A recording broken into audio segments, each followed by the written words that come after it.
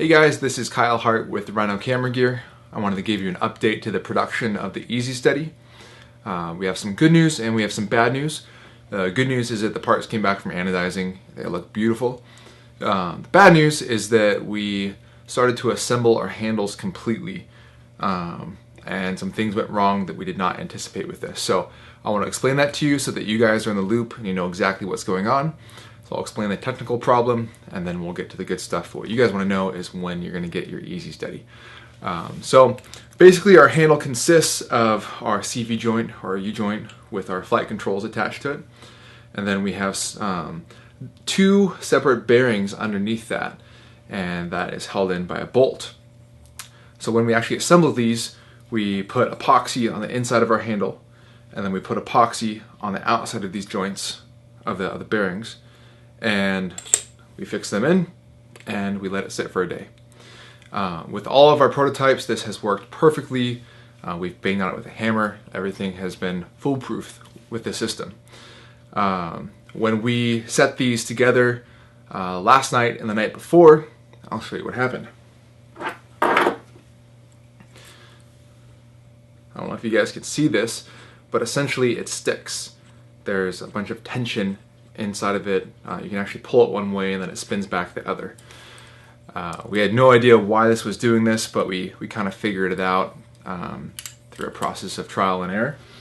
And what we found out is that since there's two bearings, the space between these bearings and the actual tube was too much, basically. The part was about 5/1000ths of an inch too large.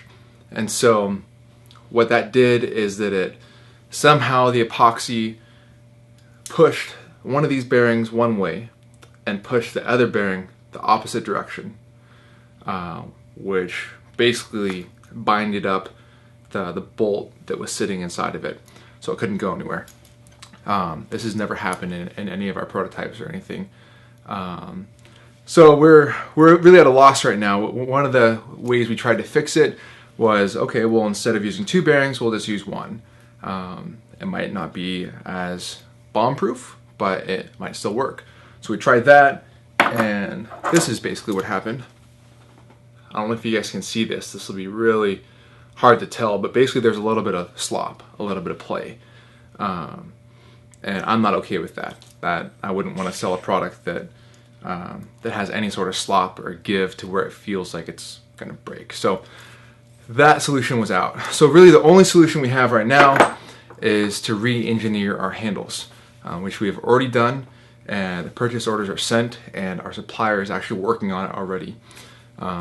So the solution to the problem is basically making the handle, what's called like the inside diameter of it, really tight. So it's only 1/1000th of an inch larger than the outside diameter of the bearings.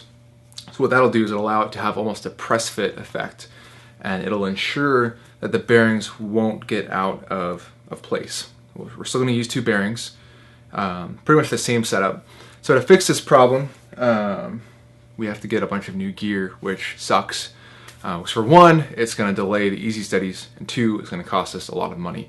But we're dedicated to making this product and making it well and getting out to you guys as quickly as possible. So the new parts will be here and anodized. We're having them anodized at our machine shop, which is a quicker anodizer. They'll be here within 2 weeks. So in the big picture of things, we'll end up having all of the stages ready by the time that we get the rest of the handle parts ready. So we'll ship out all 300 to you guys really quickly, within a couple days of when we start shipping, instead of shipping them out in increments. So this sucks. I'm really sorry that this happened.